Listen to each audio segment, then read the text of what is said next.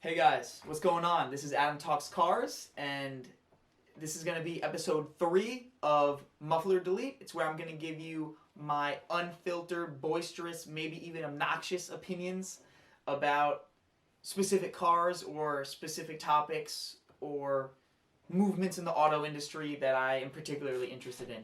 And today, I just wanted to focus on one car in particular and just give you the reasons why I'm such a big fan of it and what makes it special, what separates it from everything else that's available for sale, basically in the entire world.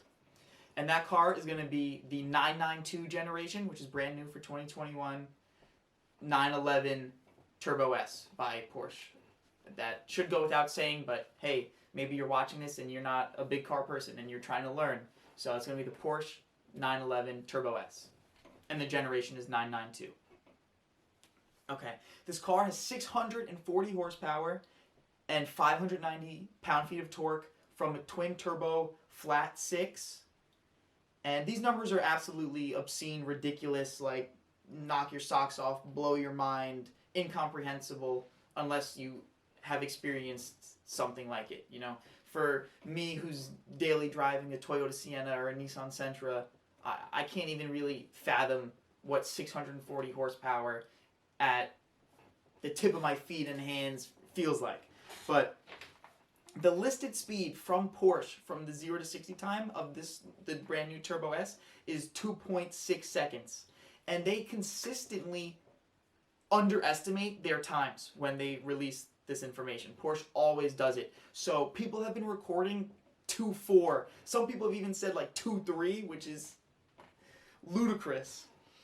So just for perspective, like 15 years ago, the fastest street legal car in the world that you could buy new was the Bugatti Veyron, which its 0 to 60 time was 2.5 seconds.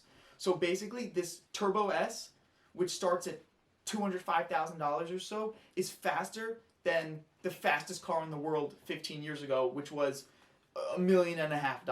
Just think about that. That's really, really insane how fast things in the industry can develop. Really impressive.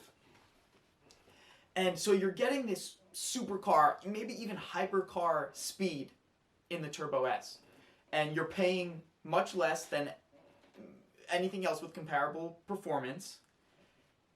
And probably even more unbelievable than that is the ability to drive a Turbo S anywhere. You could go to the supermarket and put bags in the back seat. You know? There's no other car that even comes close to giving you the same level of performance combined with functionality.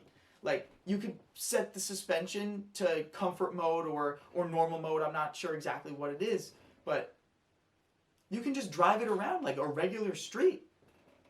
And when you stop at the gas station, you're not going to be pestered nonstop. If you put it in the parking lot, you don't need to be as worried about people like sitting on it to take pictures pretending to be cool. Because to most normal people, they're going to look at the 911 Turbo S and think, oh, cool.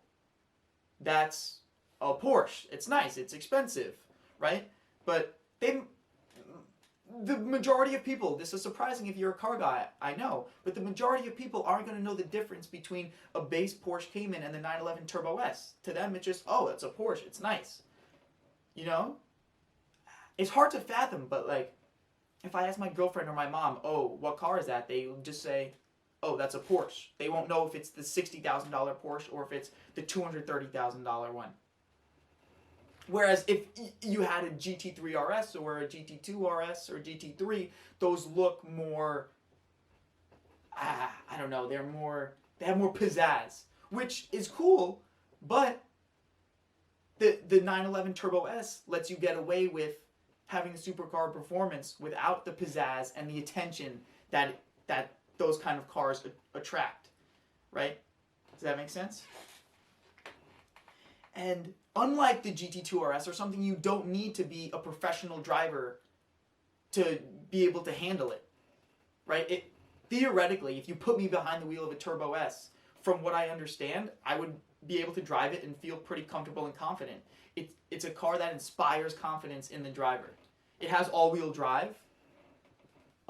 which is part of the reason why it's able to accelerate so quickly. It just shoots power to all four wheels and just boom, just goes off like a rocket. The launch control is apparently extremely easy to navigate and just shoots you with that all-wheel drive.